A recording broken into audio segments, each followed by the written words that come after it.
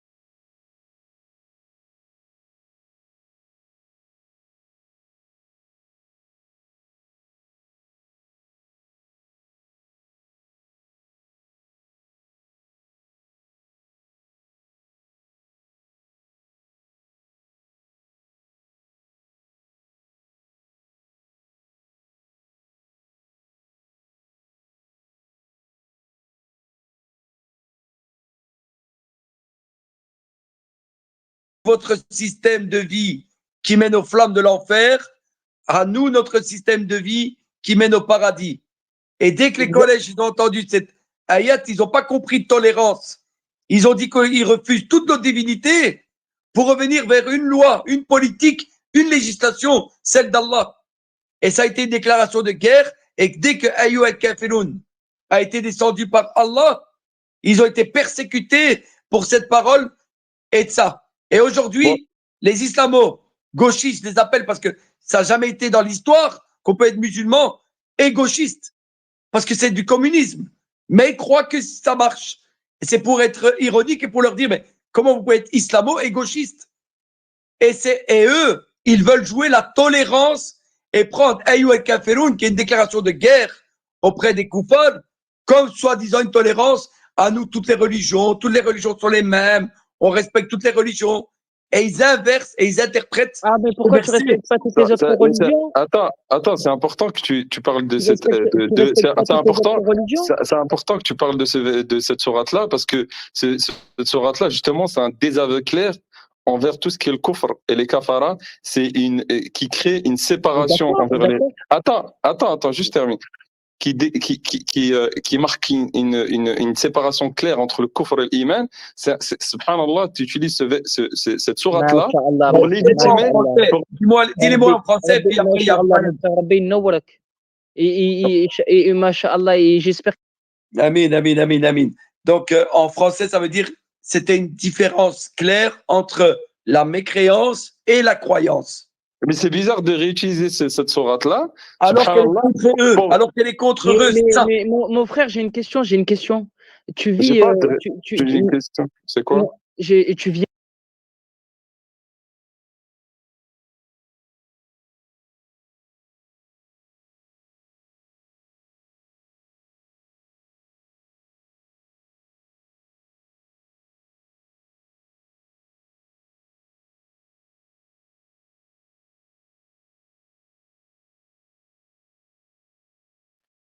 Allô? Oui, c'est bon. Tu vis en France? Colonel. Ouais, je suis là. C'est à moi? C'est à toi. Personne ne l'interrompt et vous le laissez écouter jusqu'au bout. Et si vous levez la main, vous levez la main. C'est dommage parce qu'on avait un bon débat avec Sultan là.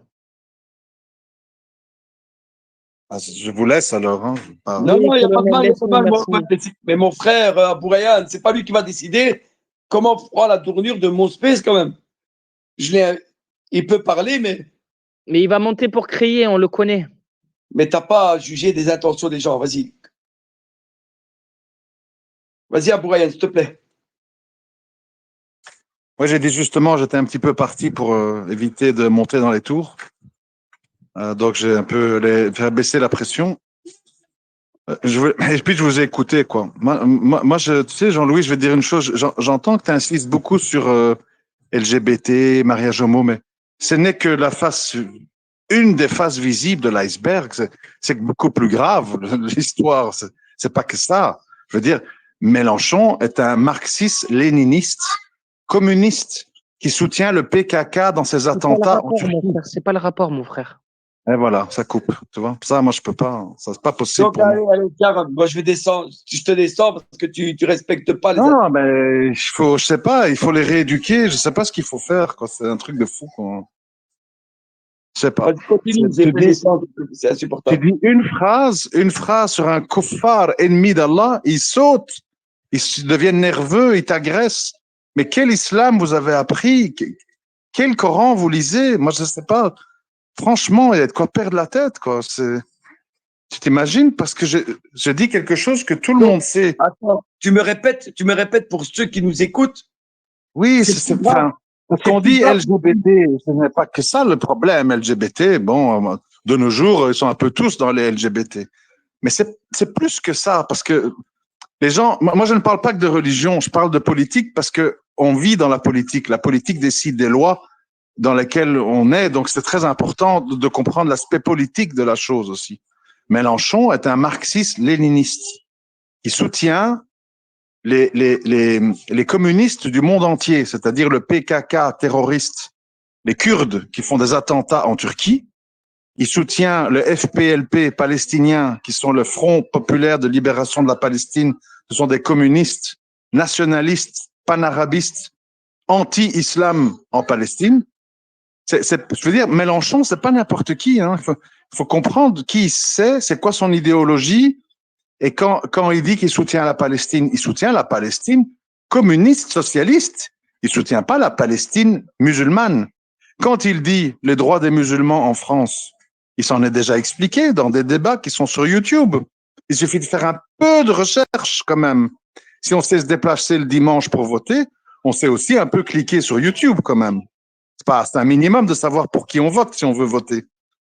C'est quelqu'un qui a dit, avec d'autres gens de son parti, Erdogan est un fasciste islamiste.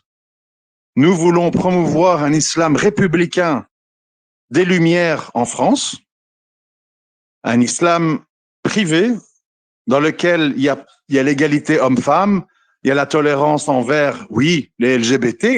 Il a répété au Sénégal il y a 3 semaines. Ils ont failli lui jeter des tomates à la figure. Il faut comprendre c'est quoi l'idéologie communiste et au niveau économique fric. Le communisme est absolument incompatible avec une vision islamique des choses.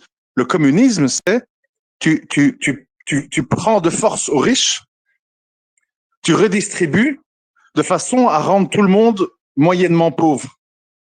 Et quand tu fais ça dans le monde d'aujourd'hui, chaque fois qu'il y a quelqu'un avec cette idéologie qui arrive au pouvoir, tous les riches y partent. Ils partent parce qu'ils ont des jets, ils ont des maisons ailleurs, ils peuvent délocaliser. Et bon, ils ne sont pas obligés, tu vois, mais des Depardieu, même des acteurs, ils partent. Tous les pilotes de Formule 1, ils partent. Tous les grands sportifs, ils partent. Ils mettent leur compte en banque à Monaco, à Liechtenstein, en Suisse, aux îles Caïmans. Ils restent pas. Ils payent pas des impôts en France. Donc, quand tu fais ça, tu fais fuir tous les riches. Il reste que les pauvres et la classe moyenne. Et comme ils doivent appliquer leur programme, qu'est-ce qu'ils font? Ben, comme il n'y a plus de riches, eh ben, on va taper dans ceux qui travaillent. Et au final, c'est ça que les gens ils savent pas. Au final, nos frères et sœurs qui travaillent, ils vont se retrouver à payer 60-70% d'impôts pour financer un islam des Lumières de la République et des mosquées communistes avec LGBT, des imams transgenres et tout ça. Et si t'es pas d'accord, t'es pas progressiste, t'es pas Charlie, etc. Donc en fait, on est devenu complètement fou parce que si au moins on comprend pas. Moi, je comprends que tout le monde n'a pas l'expérience. Moi, il est fou lui aussi. Moi, je comprends que tout le monde n'a pas l'expérience, que tout le monde n'a pas le temps, que tout le monde n'a pas. Ça, c'est humain. Je ne jette pas la pierre. Chacun sa nature, tu vois. Mais si au moins tu comprends pas, tu dis ça me dépasse tout ça, les communistes, Mélenchon, le truc, je comprends rien à tout ça. Le RN, on dit que c'est des extrémistes, mais on les laisse aller au pouvoir. Et il y a Zemmour, bon, tu comprends rien, d'accord, on comprend rien. Alors tu dis, je comprends rien, moi je fais un pas de côté. Ça, et je participe pas à quelque chose que je comprends pas, tu vois. Et en plus, surtout, c'est là où ça devient gênant. Je commence pas à insulter et à rabaisser des frères qui, eux, ils ont creusé le dossier. Tu vois, tu te mets de côté, tu t'abstiens et tu commences pas à cracher sur tes frères qui ont beaucoup, beaucoup, beaucoup pensé à la question, qui sont d'origine d'Europe. Moi, j'ai mon père, mon père qui est décédé, il a travaillé au PSC, Parti social chrétien. Il écrivait les discours, m'a expliqué comment ça fonctionne. Nous, on a un background, on sait c'est quoi l'escroquerie démocratique, la particratie mafieuse, on sait c'est quoi. Et les gens, ils savent pas. Alors, quand on sait pas, on se met de côté. Moi, ce qui me dérange, en fait, c'est que les gens, ils savent pas, ils veulent voter, et ils veulent inciter les autres à voter. Et quand tu expliques islamiquement le problème qu'il y a à voter, ils te crachent dessus. Là, ça fait un peu beaucoup, les frères. Un peu de modestie. Un petit peu de modestie. Au moins, faites un pas de côté. Tu vois, parce que le dossier, Jean-Louis, je conclue là-dessus, c'est bien plus que LGBT. Si Mélenchon et ses amis gagnent, économiquement, retenez bien mes mots, hein, comme ça vous ne direz pas que je ne l'ai pas dit. Hein. Économiquement, la France tombe instantanément dans le chaos avec les marchés qui s'écroulent et la panique à bord avec le FMI, les intérêts, tout s'écroule. C'est un danger général, en fait, Mélenchon. Et quand je dis ça, ça ne veut pas dire voter RN, parce que c'est d'autres mafieux, une autre escroquerie. Je ne vais pas expliquer c'est quoi le RN, sinon on n'en finit plus. Tout ce que je veux dire, c'est que nous, les musulmans, on n'a absolument pas à tremper là-dedans pour des raisons religieuses et pour des raisons politiques. Dounia. Donc, pour les deux raisons, on ne doit pas tremper là-dedans. Comme 25 millions de Français inscrits sur les listes électorales qui ne se déplacent plus aux urnes, ni pour uriner, ni pour déféquer, ni pour voter. Voilà. Du miel.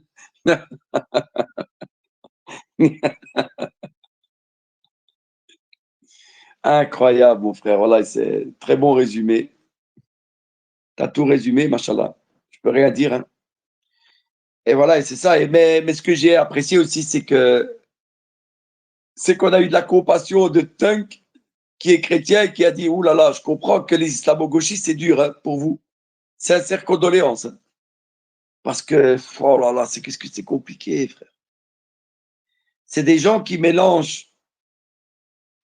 En fait, quand on leur parle de religion, ils te parlent de dunya. Tu leur parles de dogme, ils te parlent de oui, mais il y a ce bas monde.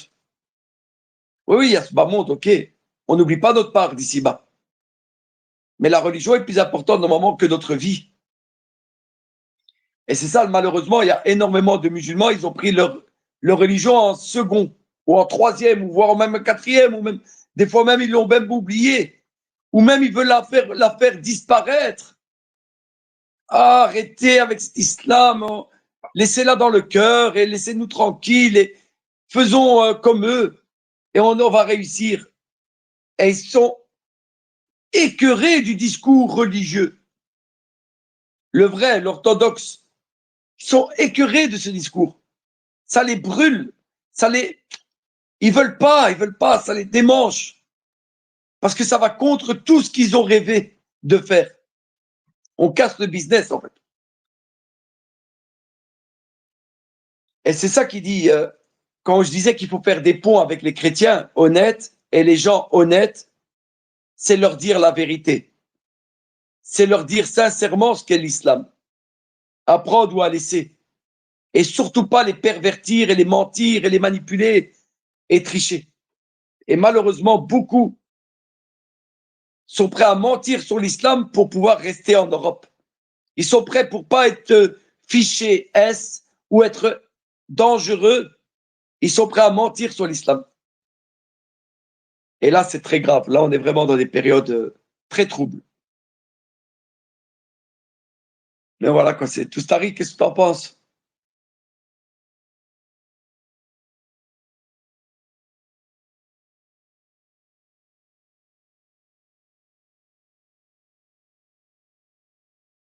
Ça va, mariez-vous, faites des enfants.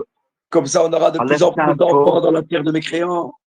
Alerte info, le système de vote à l'étranger est complètement saturé.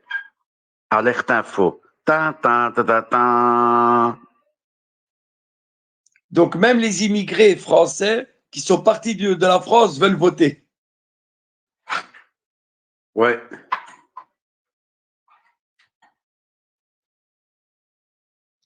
Incroyable. Mais après, il faut comprendre la peur. Donc, le petit-fils de l'Algérien, il a fait une déclaration qui fait peur. C'est qui le petit-fils de l'Algérien? Il s'appelle Jordan. Là aujourd'hui, il se fait appeler Jordan. Jordan. Quoi, c'était C'est un... le petit-fils. Quoi, ses Ouais, ancêtres? son grand.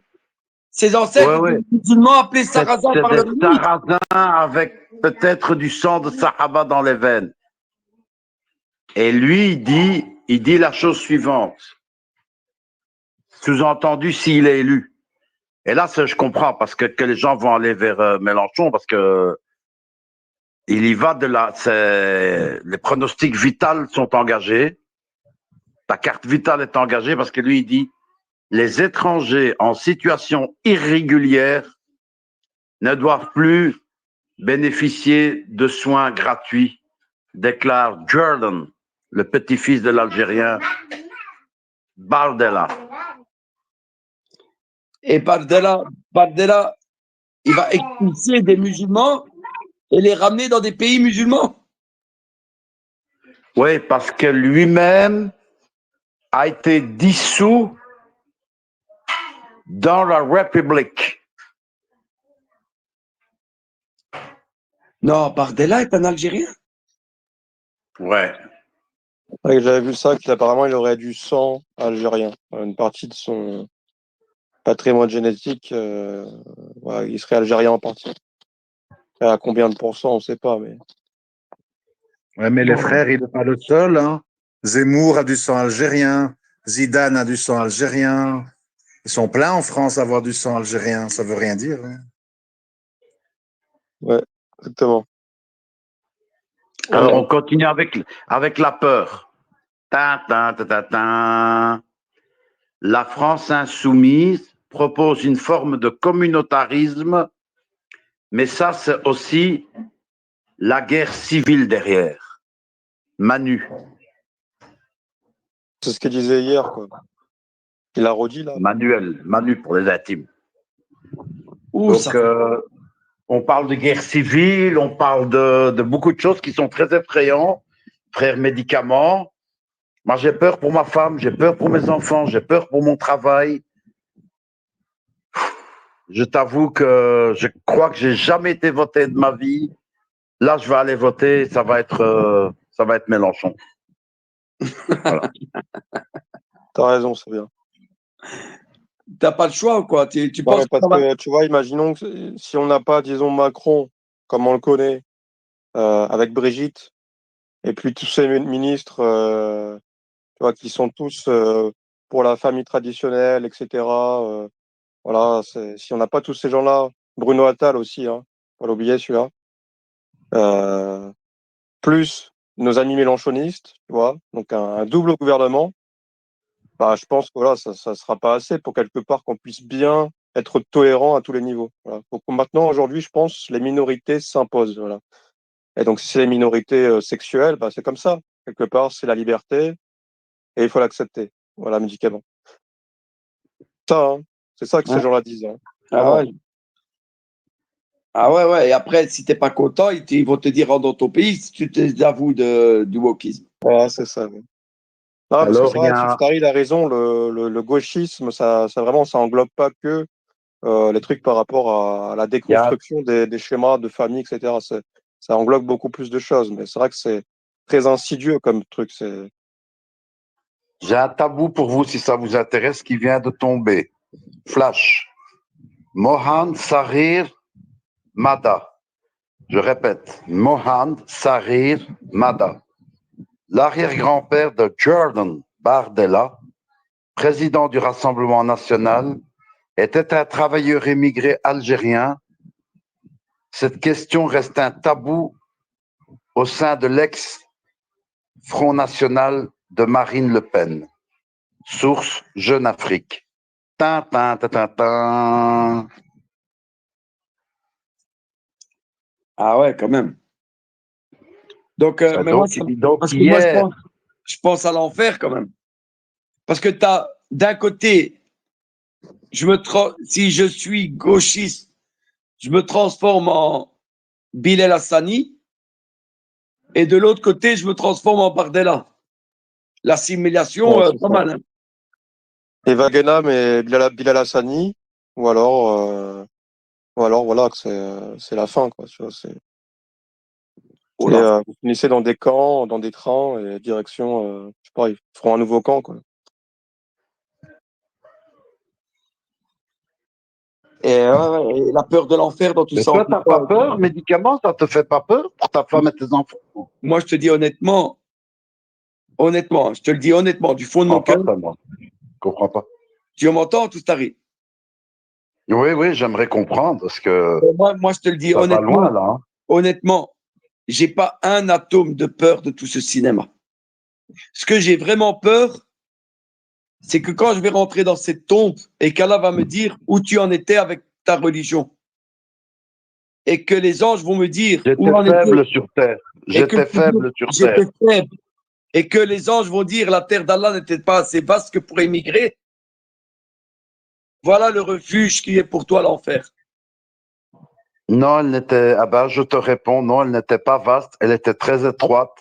À part quelques poches de ci, de là, inaccessibles. Tout le reste, c'était Dajalès, c'était le monde, c'était un village. Non, tu n'auras pas ma terre vaste. Elle est très, très vaste. Il y a plein d'endroits où on pratique mieux la religion, où on peut mieux, et on n'est pas obligé de nous imposer ce wokisme. Attends. Là, tu m'intéresses. Attends. Là, tu es en train de m'expliquer. Sérieusement, tu n'es pas ironique qu'il y a des endroits de par le monde où, à la rigueur, ils sont pas très, très intéressés par toutes ces choses de droite, de LFI et tout ça. Ils savent même pas que ça existe. Je vais même aller plus loin. J'ai été dans une île où tu étais puni de peine de prison si on te voyait avec un drapeau LGBT. Tu étais puni de prison si tu avais des joints. Tu étais puni de prison s'il y avait de l'alcool. Oui, sur cette terre, dans le monde, il y a des îles où tu peux pratiquer ta religion. Oui, mais on est dans un monde de visa et de passeport. Merci, Gaulois. Heureusement qu'il n'a pas investi de l'argent dans ton île. Ouais. Là, il aurait tout perdu, mon frère. Les conseilleurs ne sont pas les payeurs. Ouais, on connaît. Moi, je ne vais pas recommencer le cinéma. Moi, il a essayé. Et lui, au moins, il aura une carte devant Allah le jour du jugement. Mais ceux qui n'ont même pas essayé d'immigrer. Moi, j'ai une autre théorie. Je peux donner ma théorie alors, puisqu'on est dans des théories. Oui, après, moi, je bois un peu de Cazous. Hein. Ça va. Ah ben, ma théorie, mon serviteur, par exemple, hein, ça c'est une théorie comme une autre. Mon serviteur, toi tu veux les îles, moi je veux pour toi le drapeau noir.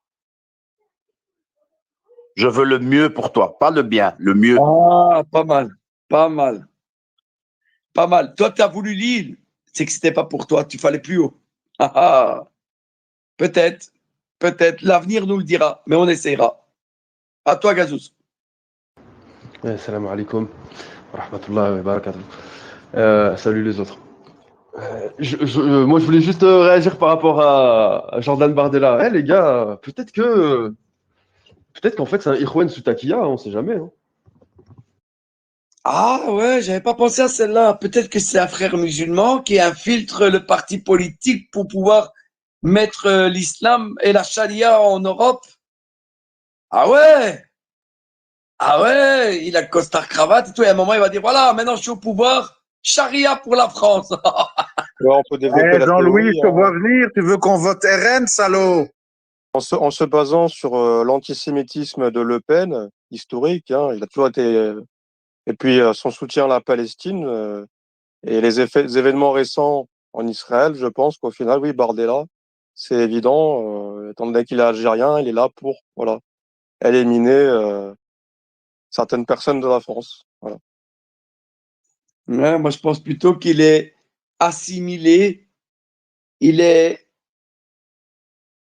vraiment fondu comme la neige au soleil et qui croit vraiment être ce qu'il est et il a oublié son sang et qu'après 3, 4 générations, tu restes avec un peuple, tu deviens comme ce peuple. Mais tu prends le risque que Pierre-Jean Chalençon, Pierre-Jean Chalençon, c'est un collectionneur, c'est un fou de tout ce qui touche à Napoléon. C'est Monsieur Mezouza, ouais. Il a dit, je ne peux pas lire tout ce qu'il a dit, mais je vais lire ce qui en est lisible. Les Arabes seront toujours des Arabes, rentre chez toi, sale poufias. Et j'ai pas pu tout lire, hein. J'ai lu ce qui en est le plus propre. Et Ça, Ah c'est ouais. la gifle dans les dents pour qui pour nos. T'as vu les femmes. Moi, je suis pas pour qu'on on dénigre les femmes voilées, pas voilées. Je suis pas pour ça. Mais visiblement, la femme qui vient d'un peuple qui est à la base traditionnellement musulman, quand elle s'écarte quand elle sort de la protection de son frère, son père, son cousin, son oncle ou ses autres frères entre guillemets musulmans, voilà ce à quoi elle peut être confrontée. Ça, c'est la gifle dans leurs dents pour justement tous ces musulmans, hein, qui font comment dire, qui ont été convaincus par cette illusion là de république démocrate, etc., les droits de l'homme, tout ça, tout ça. Tu vois. Ça, c'est la gifle dans leurs dents. Voilà. C'est comment parce que le personnage qui a prononcé ces paroles-là, hein, on l'a tous vu à la télé en train de pleurer, hein. En train de pleurer, hein, comme j'ai pas envie de parler mal, mais voilà. Vous m'avez compris. Ça m'énerve. Moi, ça m'énerve parce que c'est ce genre de mec-là, voilà. Quand ils sont mis face à certaines situations, ils se retrouvent en larmes et devant des femmes justement qui sont isolées, qui sont pas sous la protection de leur mari, de leur grand frère, de leur cousin ou de leur oncle ou de leur père. Voilà ce qui leur arrive. Voilà comment ces gens-là agissent. Voilà l'extrême lâcheté qui anime ces gens. Oui, parce que Mais les pleurs, c'était pour prouver de toutes ces belles larmes de croco que c'était pas un antisémite, il me semble, non? C'était pas ça c'est ça, l'histoire? oui. Il avait dit que c'était pas un antisémite parce qu'il avait une mezouza chez lui. C'est ça qu'il a dit. Voilà, donc là maintenant contre une bicotte, seul. En tout cas, il rappelle que lui, les Arabes, c'est les Arabes, et rentre chez toi. C'est un pur antisémite. C'est un pur antisémite, ce mec-là. Et je vais vous dire pourquoi. En fait, ce gars, les Français aujourd'hui, ils ont choisi leur sémite, en fait. D'accord? Parce que il est pas né celui qui va me prouver que les Arabes ne sont pas sémites. D'accord?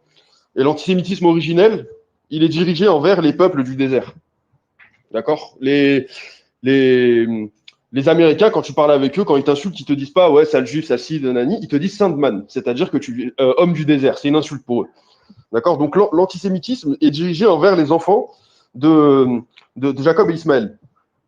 Jusque-là, vous me suivez. Sauf que en France, enfin même dans le monde, hein, les sémites sont divisés en deux. Donc d'un côté, tu as nous, les arabo-musulmans, entre guillemets, et tu as les juifs.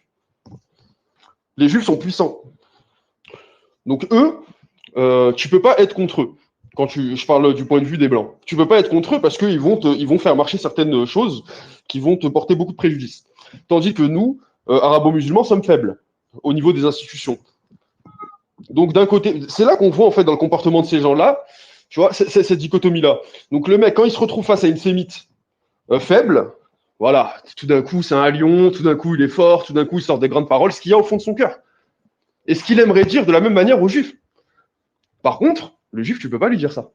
Parce que le juif, si tu lui dis ça, déjà, il va te détruire ta vie, sur tous les plans. Parce que voilà, on connaît la chanson. Donc tu te soumets, tu pleures. Regardez, hein, parce que ça, c'est le cœur qui parle. Quand il est face à la femme, il parle mal, c'est son cœur qui parle. Quand il pleure, c'est son cœur qui parle. Pourquoi? Parce qu'il sent que son destin est entre les mains de quelqu'un qui peut lui briser. Donc non, ces gens-là sont des antisémites. C'est juste qu'ils ont choisi de soumettre en fait ils n'ont pas le choix en fait. Ils n'ont pas le choix de soumettre en fait aux sémites qui ont la puissance et la force de la République avec eux. Il ne faut pas oublier ça. Après, moi, je suis pas moi, je suis pas dans la jalousie. Ouais, les Juifs ils sont nani, nana. Je suis pas dans ça. Hein. C'est juste, faut juste constater le comportement des gens. Comment ça se fait que face à quelqu'un qui vient d'Algérie, du Maroc, de Tunisie, mais qui est de confession juive, tu te mets à pleurer. Ah, c'est dur, nanani, j'ai de mes ouzes à la maison. Et quand tu es face à une sémite qui vient du même endroit, mais qui est de confession musulmane, tout d'un coup, tu es un croisé, un guerrier, etc. Non, non, non, non. Non, non, non. C'est pour ça que des fois, j'ai une certaine affection pour les Ikhwan, parce que eux, ils veulent justement changer ça, même si j'aime pas leur procédé. À toi, Ting. Il y avait Tutsari qui levait la main. Il a baissé après. Ouais. Oui, c'était pour un flash d'info que je voulais demander à Médicament s'il n'était pas au moins intéressé par l'aspect justice de ce grand pays des droits de l'homme qu'est la France. Et par rapport à ça, pour le prouver, j'ai une grande information. Tintin, tintin, tintin. Les 2 mineurs de 13 ans qui ont incendié une école maternelle, à mes yeux, ont été remis en liberté sous contrôle judiciaire. L'école est totalement ravagée et inutilisable. Est-ce que l'aspect justice sociale ne t'intéresse pas? Tu ravages une école, tu es libéré? Même ça ne t'attire pas, Médicament? À vous la parole. Ting, vas-y, parce que. Oui, j'ai pas bien compris de qui sont les deux suspects, mais on va peut-être en parler après. Ah, on n'a plus le droit dans la France actuelle de dire l'origine ethnique des 2 suspects. Ça, c'est pas informé.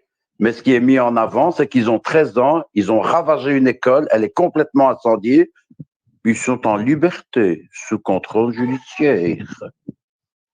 Ah, mais je sais pas, allez, sérieux, les gars. Quand vous voyez qu'un gamin de 13 ans, il entend ça, et qu'un autre dans une cité lui propose de devenir, comment ça s'appelle ça? Prospecteur ou qui surveille quand les flics arrivent. Je veux dire, ouais, mais non, je veux dire, instinctivement, il faut se réveiller, se donner des claques à soi-même et se dire, il faut qu'on se bouge, là, non, je sais pas. Je dis pas qu'il faut les tuer ou que, après, c'est au juge de décider le niveau à quel niveau ils sont conscients ou pas de leur acte et tout ça et tout. Mais là, c'est en liberté, sous contrôle judiciaire, en liberté. T'as brûlé une école maternelle, il aurait pu y avoir des gosses dedans. Ça aurait pu être mon enfant, le tien. Je sais pas, ça choque personne, ouais. Bon, j'ai rien. Je vous écoute alors. Ouais, juste par rapport à Jean-Pierre Chalençon, qui est au final le stéréotype parfait de cette petite caste de bourgeois qui, honnêtement, bon, à une époque, les bourgeois, on pouvait les respecter. Voilà, c'était une aristocratie qui pouvait être respectable parce qu'ils avaient un niveau intellectuel. Ouais, ils étaient producteurs d'une intelligence. Or, ces personnes-là, aujourd'hui, ils ne produisent plus rien. Ce sont comment dire, au contraire, des militants. Ils sont souvent militants. C'est comme les Ils sont cochons. militants Ça publiquement de la devient vieux, décadence. plus ça devient bête. Les Voilà. bourgeois, c'est comme les cochons. Tu connais ça? Oui, oui. En tout cas, voilà, lui, ce sont des militants publiquement sur les plateaux TV parce que ça fait bien dans ce milieu-là. Donc, ils sont très gauchistes au final, très pro-immigration, etc. Mais en réalité, en privé, et de temps en temps, on s'aperçoit qu'en fait, c'est pas du tout le cas. Ils sont pas du tout pro-immigration, en gros, voilà, ils n'aiment pas, ils sont racistes. Enfin, oui, ils sont clairement racistes, certains contre les juifs, d'autres contre les maghrébins, les noirs, peu importe. Mais il y a une dichotomie, comme tu disais, entre ce qu'ils disent publiquement et ce que ces gens-là pensent réellement en privé. Donc en fait, ils sont les promoteurs de la gauche, ils font avancer les plans de la gauche, mais en privé, ils sont tout autrement. Parce qu'au final, bon, on sait que ces gens-là vivent dans les beaux quartiers, donc ils sont pas qui sont pas directement touchés par l'immigration dont ils font la promotion. Voilà. Donc ils peuvent se permettre au final, le discours. Je viens de lire qu'il y a eu un communiqué de la LFI, Toustari, sur ces deux jeunes-là qui ont mis le feu. Ah, je vous écoute. J'écoute.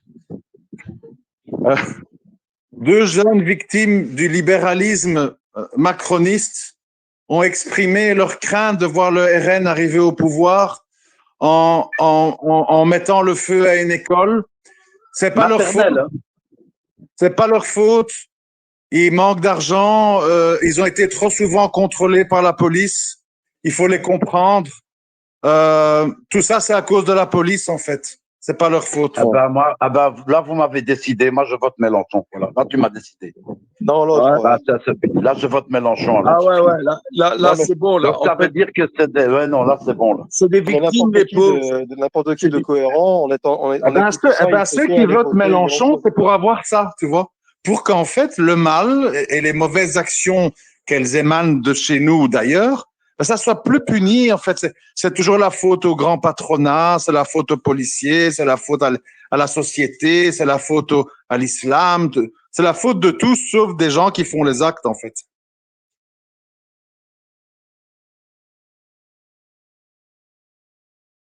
Ouais, mais comment, blague à part maintenant, colonel, comment vous expliquez que des gens que vous considérez qu'à un certain niveau, un bagage et tout ça, comme Jack ou d'autres.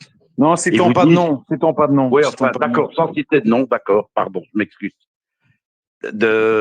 Allez, comment? Et qui dit j'ai jamais voté, et là je vais aller voter. On en revient à ce que je dis à Jean-Louis chaque fois et à vous, à chaque fois qu'on parle d'un sujet. Je commence, on apprend tous les jours, hein, je commence à comprendre vraiment qu'en fait, tout ceci, c'est pas une histoire de connaissance, c'est pas une histoire de cerveau, c'est pas une histoire de culture générale, c'est une histoire de cœur. Si ton cœur n'est pas purifié, tu peux être le plus intelligent, HPI, HPO, tout ce que tu veux, tu es manipulable parce qu'en fait, Shaitan, il est plus intelligent que nous et il est plus instruit que nous.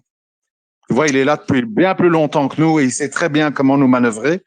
Et si t'es pas un bien-aimé d'Allah à qui il a donné le Furqan, t'es foutu, en fait. Même si t'es un génie, t'es foutu. Et je vais même aller plus loin et après je vais aller prier parce que c'est la prière de Asr pour les frères en Belgique. On se relaye. Il y a quelqu'un qui gère dans mon absence, mais voilà. Je vais dire que souvent, on a tendance à croire que c'est la science et les livres.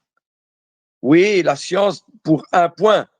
Parce que comme l'a rappelé un peu de Gazous, par le temps, l'homme est certes en perdition, toute l'humanité en perdition, sauf ceux qui croient, s'enjoignent la vérité et patientent face aux épreuves.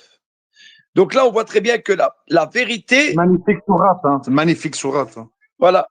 Et on voit bien dans cette sourate que le temps nous met en perdition, sauf ceux qui croient, s'enjoignent la vérité et patientent face aux épreuves d'avoir dit la vérité. Et beaucoup de gens, ce n'est pas une question de science, comme tu l'as très bien rappelé, c'est une question de cœur et de courage et de sincérité dans les convictions du cœur. Parce que ce n'est pas les yeux qui sont aveugles, mais le cœur. Et quand le cœur est touché par la peur et la magie des magiciens qui veulent nous faire peur, c'est foutu, tu ne vois plus rien et tu ne fonctionnes plus parce que c'est ton cœur qui a été touché par la peur. Et moi, ce que j'ai admiré sur certaines personnes qui m'ont dit, et une personne qui se reconnaîtra, elle m'a dit, moi, ce que j'ai pas aimé, que ce soit d'accord sur ta manière ou pas, Jean-Louis, ce que j'ai pas aimé, c'est que des musulmans étaient en train de te casser alors que tu dis une vérité ou même si c'était faux, mais qu'ils appellent des mécréants pour te combattre contre toi. Et là, j'ai dit, ça marche pas. Tu vois, c'est pas une question de science. C'est une question, à un moment, tu n'aimes pas l'injustice. Tu n'aimes pas qu'on profite de l'injustice de quelqu'un qui est nia et qui veut dire la vérité. Et ça ne s'achète pas dans les livres. Il y a des gens qui n'aiment pas l'injustice. Il y a des gens dans leur âme, ils n'aiment pas ça. Et c'est un cadeau qu'Allah il donne à des gens qui n'aiment pas l'injustice. Et donc, la peur ne doit pas te faire trembler. Et tu dois avoir la soif de justice, de dire non, stop, fais-moi peur. Et c'est ce qui s'est passé, je terminerai sur ça. C'est exactement ce qui s'est passé avec les magiciens, avec Pharaon. C'est exactement ce qui s'est passé. Vous êtes aujourd'hui dans un tour de magicien. Le RN, attention. Le Front National, attention. Et on vous fait un tour de magie et vous avez peur. Et puis ça marche à des âmes sensibles. Oh non, on a peur. Qu'est-ce qu'on doit faire? Et on vous donne une sortie de secours. Allez prendre un autre seigneur, un homme qui va vous sauver. Et c'est comme ça que le Djel va faire. C'est par nos peurs. Et les magiciens, ils ont vu que malgré leur tour de magie, malgré le baratin, ça marche pas. Et ils se sont prosternés et ils ont dit, nous, on croit au Dieu de Moïse, quoi qu'il arrive. Et quand Pharaon leur a fait peur, elle a dit, je vais vous couper les pieds et les mains opposés, je vais vous crucifier. Leur foi et leur cœur étaient inébranlables. Et ils ont dit, oh, Pharaon, fais de nous ce que tu veux. Fais de nous ce que tu veux. Ton châtiment ne touche que ce bas monde. Voilà. Que magnifique. Ça dure qu'un temps, le châtiment, par rapport à l'éternité. On va pas vendre notre religion et dire le mensonge pour un peu de temps.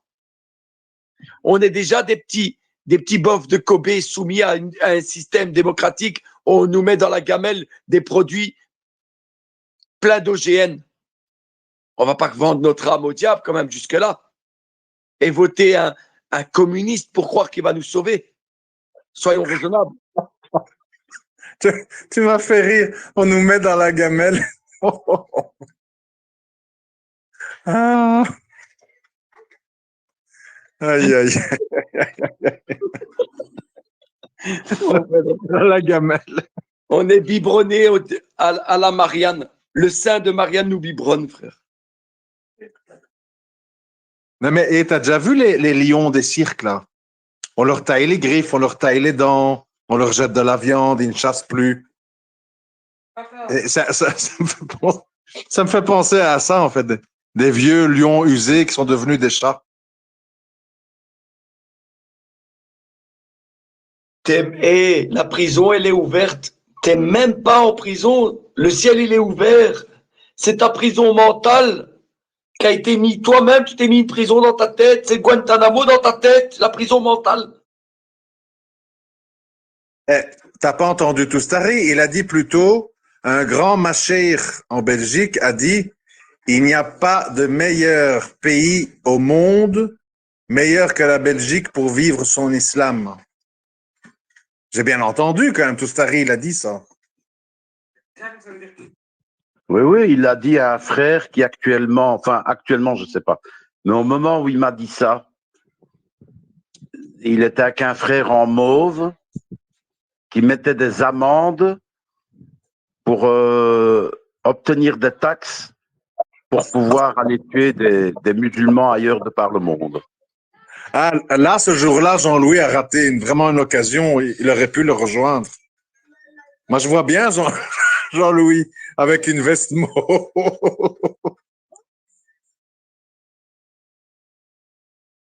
Ah. T'aurais eu un striptease qui serait venu. On l'a eu à l'usure. Le vieux lion met des amendes.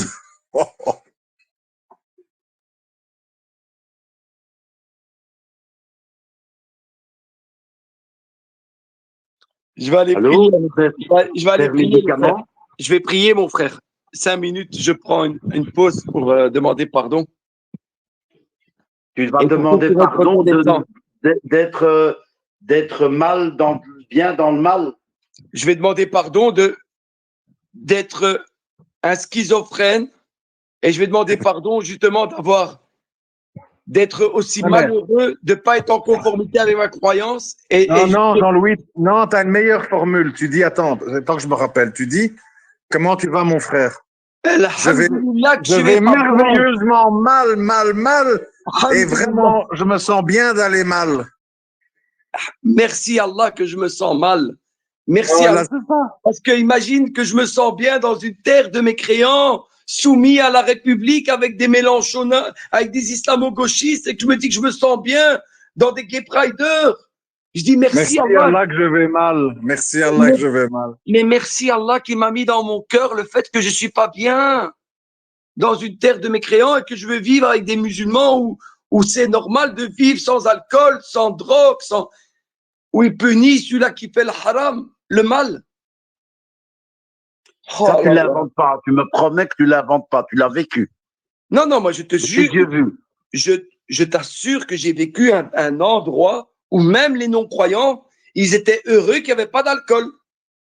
Et ils vivaient bien, il n'y avait pas d'accident de voiture, il n'y avait pas des gens qui étaient sous dans la rue, il n'y avait pas de viol parce qu'à cause de l'alcool, il n'y avait pas des bagarres à cause il n'y avait pas d'alcool dans aucun magasin.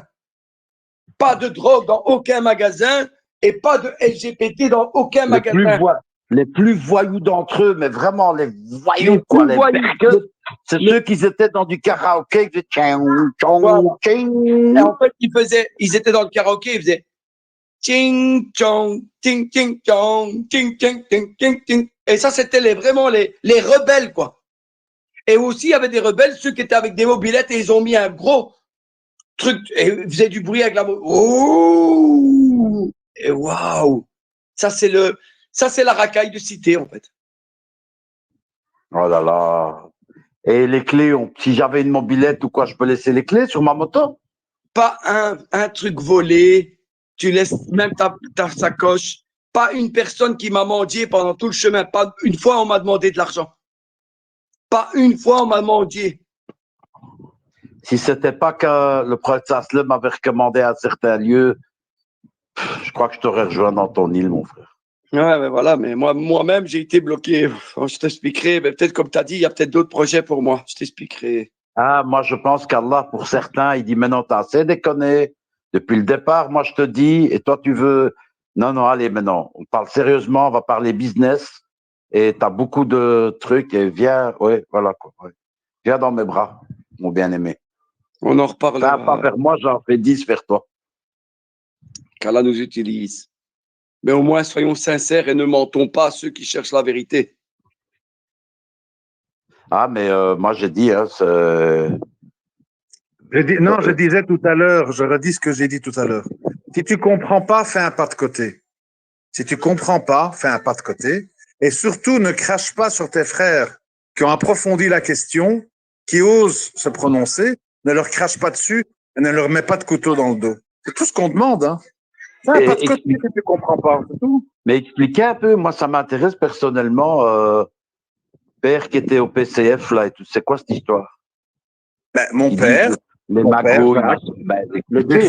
défunt Jacques, le grand Jacques, né en 47, dans les années 80, il écrivait les discours pour, comment il s'appelait le type? Paul Hemans, je crois. Paul Hemans. Paul Hemans, qui était député européen du PSC, Parti social chrétien. C'est mon père qui écrivait ces discours. Voilà. Oui, mais Heyman. donc, ça veut dire, bon, je le savais, mais j'avais jamais, mon franc était jamais tombé par rapport à ça. Ouais. Donc, ça veut dire que tous ces gens, je répète, hein, je le savais, mais j'ai jamais tiqué, j'ai jamais tilté, en fait. Ouais. Et ben, non, mais ça veut dire que tous ces gens n'écrivent même pas leurs trucs Ah eux-mêmes. non. Ah non, du tout. Ah non, du tout. En Amérique, je ne sais pas si vous vous rappelez, on l'a surtout découvert à l'époque d'Obama, je crois. Ils ont des prompteurs où il y a écrit des choses à gauche et à droite, écrit en rouge sur des vitres comme ça. Je ne sais pas si vous avez déjà vu ça. Et ils lisent.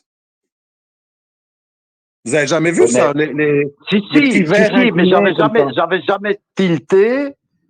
Et Ah, si. oui, mais donc, ça veut dire qu'à la rigueur, le gars, peut-être qu'il croit même pas ce qu'il dit, en fait. On a un exemple qui est certain, parce que c'est documenté, c'est par rapport au cabinet de conseil, pardon, de McKinsey, qui a agi pendant la crise Covid, voilà, où la plupart des discours des intervenants, étant donné que c'était à un moment de crise, voilà, ils ont fait un parallèle à ce cabinet de conseil-là. Mais donc, ça veut dire que ces gens, à la rigueur, ils ont tellement l'habitude, ils sont tellement professionnels qu'il va vite le machin avant. Et puis quand il commence, et il fait ça comme s'il aimait moi, je croyais que c'était lui qui me parlait, son fin fond du cœur de la situation. J'ai cru ça. Et maintenant, je me rends compte qu'en fait, non, c'est quelque chose qui est sur un prompteur, qu'un spécialiste a fait à sa place, payé par mot, par lettre ou par ligne. Ça, je ne sais pas comment ça marche. Mais pour ceux que ça intéresse, ça me fait penser maintenant. Il y a un documentaire, c'est un très très beau documentaire qui s'appelle Bulworth, qui parlait de ça en fait. Maintenant, ça me revient. Mais oui, non, parce que pourquoi ça m'a fait tilter? Parce que je me souviens que Soral, il se vantait souvent que celui qui avait écrit un des plus beaux textes, selon Jean-Marie lui-même, et que c'était lui qui lui avait écrit ce texte. Mais sur le moment, bon, bien que Jean-Marie est quelqu'un un orateur, parce que voilà, moi je l'ai vu dans plein d'émissions et tout ça à l'époque, quand il était encore un peu vigoureux. Là, je pense pas qu'il y avait de prompteur. Hein. Il répondait, c'était en direct, il répondait du tac au tac face à le gars de l'OM là, que Bernard Tapie et tout ça là. Bon, tout ça, j'ai suivi en direct à l'époque. Et le plus beau, c'était à l'heure de vérité. Force est de remarquer une chose, hein, c'est que tout ce que ce gars disait il y a 30 ans, enfin, il y avant lui marchait, Georges, pour les intimes, c'est devenu le programme de tous les comment ça s'appelle, les partis qui ont pignon sur lui.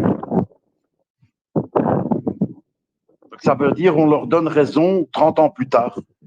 En fait, on aurait pu appliquer ce que disait Marchais ou Le Pen il y a 30 ans et dire il y a trop on stoppe l'immigration, machin, on veut une immigration suisse, choisie, etc. Mais comme je disais tout à l'heure, mais ça, le colonel n'était pas là, je crois. Les gens qui discutent entre eux et tout ça et tout, le club des milliardaires, là, parce que dans leur vraie réunion secrète que personne ne sait où c'est, ils se font pas. Là, ils décident et ils disent, bon, cette année, concernant les États-Unis, l'immigration, il va falloir qu'on augmente de 4%. L'immigration illégale, hein, je parle. En France, on est à 12, il va falloir qu'on monte à 15. Et ainsi de suite. Et c'est comme ça qu'on a le petit, je sais pas comment on appelle ça, ça s'ouvre, quoi, tu vois. Il y a plus d'émigrés qui passent. Puis l'année d'après, il va dire, bon, il va falloir qu'on en expulse 3,5% pour garder le quota. En fonction. Mais il y a, pour ça aussi, pour ceux que ça intéresse, il y a un magnifique documentaire qui s'appelle 1000 milliards de dollars d'Henri Verneuil. Sublime, sublime. Regardez-le, il explique tout ça. Instamment, vous voyez tous les conseillers, là, ils sont autour d'une table, et chacun regarde s'il a fait les objectifs ou pas. Et puis, je crois qu'il y en a un, il n'avait pas réussi les objectifs. Il dit, oui, mais j'ai fait une enquête, et en fait, c'est à cause d'une autre succursale, mais que j'ai fait mon enquête, en fait, elle est liée à notre propre succursale. Et donc, lui, il se fait renvoyer, il n'a pas fait le quota, quoi. Et le PDG, quoi, le président directeur général, mais je me suis vu ça il y a longtemps, il lui explique, en fait. Il dit, bah, écoutez, exceptionnellement, je vais t'expliquer. Il dit, en fait, la succursale, nous, on t'avait dit que tu devais perdre de l'argent, je crois, ou je sais plus quoi. Il dit, en perdant de l'argent, le tissu qu'on avait, on le revendait en Inde, on travaillait avec des petits Pakistanais qui nous coûtaient qu'1 euro de l'or, puis ça revenait là, et en fait, ça nous faisait un gain triplé, si tu aurais suivi ce qu'on t'avait dit. Enfin, c'est un truc complètement... Enfin, pour ceux que ça intéresse, vous tapez 1000 milliards de dollars. Je crois qu'il est sur YouTube, il me semble. Ouais, mais tu vois que Sari, pour comprendre tout ce côté obscur de la politique, tu peux pas y arriver si tu n'as qu'une culture religieuse. Tu dois avoir une culture politique aussi, une culture générale. C'est pour ça qu'un religieux ne peut pas se prononcer sur la démocratie. Il connaît pas le vice derrière. Il croit que c'est juste, tu vois, matin. Allons plus loin alors, si vous voulez qu'on aille là-dedans, allons plus loin. Il vous faut savoir, ou vous le savez déjà, que la plupart des savants qui sont utilisés de par le monde, on va dire, mais par exemple en Arabie, là, Arabie c'est sûr, ce sont des gens qui ont un certain niveau de compétence et qu'on laisse dans cette compétence-là, et donc au niveau politique, etc., ils sont absolument pas compétents. Mais c'est des gens qui vont être compétents pour dire, enfin, si vous regardez les shorts et les petites vidéos courtes là, on les voit des fois, ils répondent à des questions, etc. et tout, mais ils ont ce niveau-là. Avec Dalil, là, ils ont les preuves, les machins, ils savent te dire dans tel livre. C'est toute une science, attention. Je dénigre pas la science en tant que telle. Mais ils sont choisis exprès parce qu'ils sont limités à cette science-là. Et donc, ce qui fait qu'au jour d'aujourd'hui, vous avez très peu de savants. Vous avez des Iraniens, vous avez des Pakistanais, et peut-être des Arabes, mais moi, j'en connais pas. Orthodoxes, s'entend, hein, orthodoxes, hein. Et qui ont étudié, eux, les deux sciences, qui ont le niveau, on va dire, d'un DSK, pour faire simple, d'un DSK. Parce que DSK, en économie, c'est pas n'importe qui, attention, hein. C'est quelqu'un, il a un très haut niveau, il a un diplôme, machin. On n'est pas directeur du FMI comme ça, hein. Attention, hein, faut pas croire. Hein. Donc, il y a des gens qui ont le niveau de DSK, par exemple, en économie, il a un doctorat, hein, DSK. Et à côté de ça, ils ont un doctorat islamique en économie islamique. Donc, ça nécessite de connaître l'économie selon le Coran et la Sunna, de connaître l'économie sous le prophète sallallahu alayhi wa sallam, connaître l'économie sous les 4 califes bien guidés et connaître l'économie historique. C'est-à-dire, peut-être jusqu'aux Ottomans, je n'en sais rien, mais dans les grandes lignes. Donc, c'est à peu près une quinzaine d'années d'études après les secondaires. Et ça, de ce que je sais, il n'y en a pas beaucoup sur Terre. Il y en a. Je sais qu'il y a un Égyptien très, très, très fort. Mais évidemment, le gars, il est comment? C'est comme le médecin, là, à Marseille, qui est traité comme moins que rien, là. Ouais, C'est pareil, hein. ouais. Ben, regarde, je te donne un exemple, Toustari. Moi, je suis pas un idiot. Enfin, j'espère. C'est quand même, voilà, je suis pas. Ben, honnêtement, plusieurs fois, j'ai écouté des conférences, bon, surtout en anglais, peut-être ça aide pas, mais quand même, je comprends bien, sur blockchain, crypto et tout. Moi, je dis, j'ai pas la faculté de comprendre leur vocabulaire, donc je vais pas commencer à dire bien, pas bien. Moi, je comprends pas, voilà. Et, tu vois, à un moment donné, il faut admettre ses limites. Moi, je suis pas un programmeur informatique, je suis pas un spécialiste des algorithmes. Je peux pas commencer, tu vois, et voilà. Et moi, j'ai l'impression qu'on en demande trop aux savants, en fait. On en demande trop de se prononcer sur des choses qui les dépassent complètement. De la démocratie, les crypto-monnaies. Je suis pas sûr, mais tout État islamique qui se formerait, allez, disons que, boum, voilà, ils y arrivent. Je pense que, alors, à moins que je me trompe, et qu'il y en a d'autres que moi, je connais pas du tout, hein. Ça nécessite de prendre des surdoués. C'est ce que faisait le prophète sallallahu alayhi wa sallam, d'ailleurs, hein. Ça nécessite de prendre des surdoués. On le voit, hein, des fois, les enfants très jeunes, ils sont doués pour le calcul, les maths. Ça nécessite de prendre des surdoués et de lui dire à un, étudie l'économie islamique, à un autre, toi, c'est comme ça qu'ils ne peuvent pas du jour au lendemain, c'est pas possible. Parce que c'est tellement noyé dans. Vous savez, pour ceux qui ont vu le documentaire, Le loup de Wall Street, à un certain moment, il y a Leonardo qui dit tous des mots comme ça. Il dit, et d'ailleurs, et les trucs et qu'en substantie, on divise, ce qui fait que la circo. Il dit, vous n'avez rien compris, hein. Il dit, ben, c'est fait exprès. Il n'y a rien à comprendre, en fait. Je ne sais pas s'il y en a qui ont vu ce documentaire, Wall Street. Et il dit, il y a plein de jargon, plein de termes. Moi, je vous déconseille de voir des livres, des films comme ça, merci. Oui, mais c'est pour l'économie, hein, moi je parle. Hein. Ouais, oui, mais... c'est vrai. Non, il ne faut pas le regarder. Non, tu as raison. Moi, je me rappelle. Oui, non, il ne faut pas. C'est dégueulasse, il ne faut pas. Tu as raison. J'avais oublié, oui. Merci. Mais tu as compris qu'au niveau économie. Ouais, en fait, moi, c'est pour ça que j'ai envie de mettre 3-4 tartes à quelqu'un quand il veut faire l'esprit notarial. Oui, mais nonobstant la conjoncture actuelle et le truc de Netro, truc épidémie en latin et tout ça, tu as envie d'y Ouais. mettre une tarte. Mais parlant Jean-Louis, français, suivant l'alinéa 41 du volume 3 de l'étude empirique de Ibn Taymiyyah, etc., ce que tu dis est discutable et n'est pas un ijma. ah ouais, d'accord. Et c'est où que je mets les 3 tartes comme les 3 frères? Ben, les 3 tartes, c'est que, voilà, pour l'instant, tu subis l'économie telle qu'elle est parce que tu es obligé de faire des échanges. Mais je te dis, le shaitan, c'est le même shaitan partout, c'est ça que les gens comprennent pas. Le shaitan, par exemple, quand Cuba elle a eu son indépendance, allez, on va prendre Cuba. Qu'est-ce qui s'est passé? Cuba, c'est une très très belle terre, très fertile, pas beaucoup moissonnée, presque vierge et tout. Quand Fidel, il est le chef de l'île. Qu'est-ce qui se passe? Ils n'ont pas les moyens agricoles, quoi, pour arriver à ce qu'ils veulent, pour qu'il n'y ait plus de famine et tout ça et tout. Donc, ils vont voir l'oncle Sam. Mais l'oncle Sam, il ne les prend pas au sérieux. Et c'est un conseiller qui dit non, on ne discute pas avec ceux-là. On avait des intérêts, ils les ont nationalisés. Ce pas des bons, hop, ils les envoient bouler. Donc, ils vont chez qui? À l'époque, il y avait 2 camps. Ils vont chez les Russes. Les Russes, ils disent oui, nous, on t'aide, t'es notre frère. On va t'aider, nous, on t'aide. Tout le matériel agricole, il arrive, machin, tout. Et ça bouge. Il dit, mais attention, voilà ce qu'on te demande en échange. Et c'est là qu'il est le piège. Permaculture, IJRA, permaculture, autonomie. Ils les ont piégés dans la permaculture. Donc, tu sais quoi?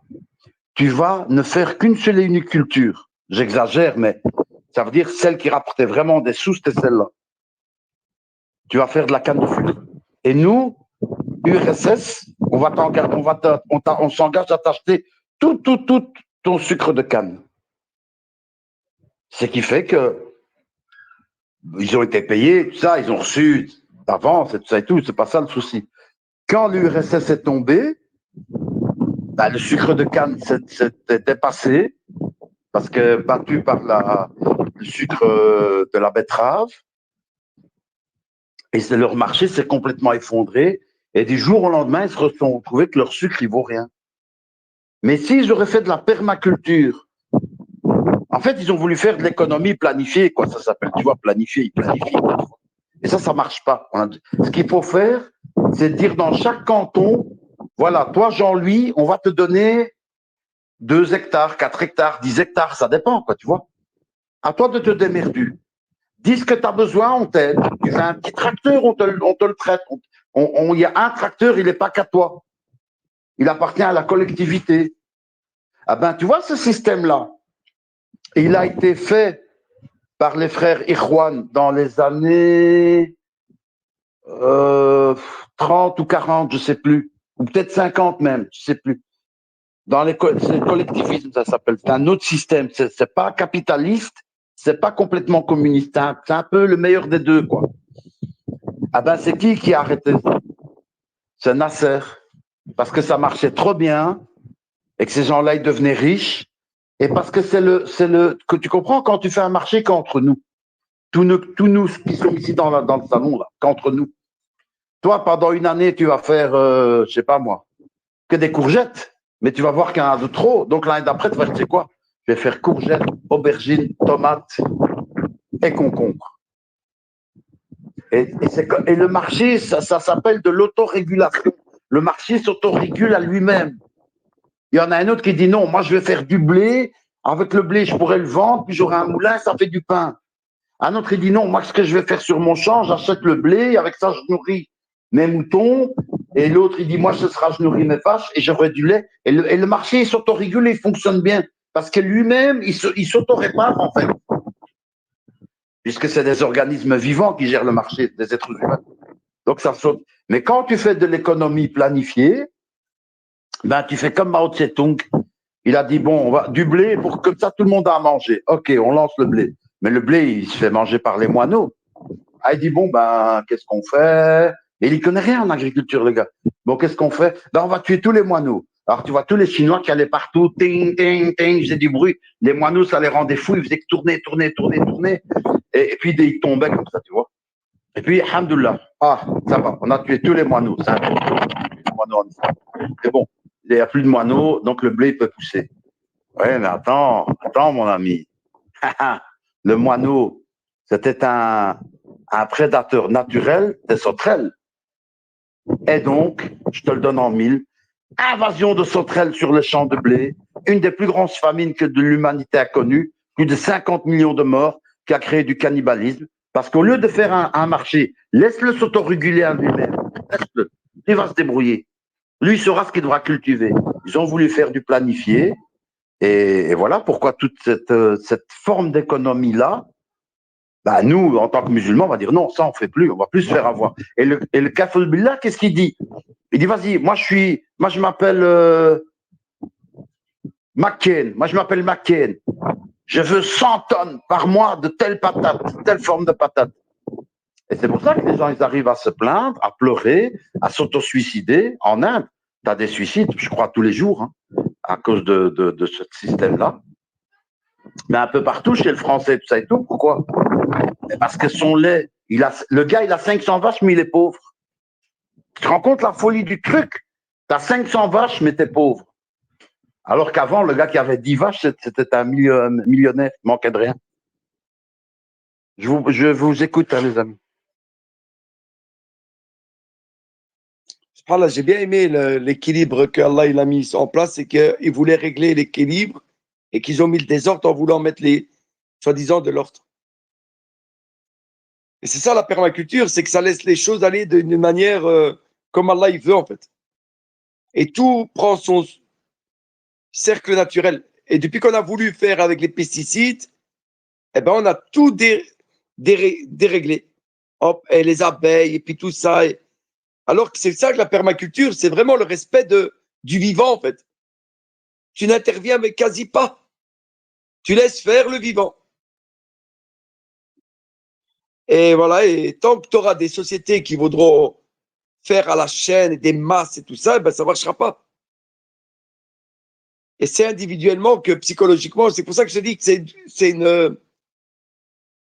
la pire des prisons, celle qui n'a pas de barrière, mais qu'elle est dans ta tête et dans ton âme. Mais le début du mauvais de l'humanité, c'est en tout cas un des grands maux du mondialisme, pardon, c'est l'économie planifiée. Parce que dans tel pays, je sais pas moi, regarde, allez, un exemple vécu. En Espagne, ils peuvent faire des tomates qui coûtent, je sais pas moi, on va dire 20 cents le kilo. Voilà, un prix en 20 cents.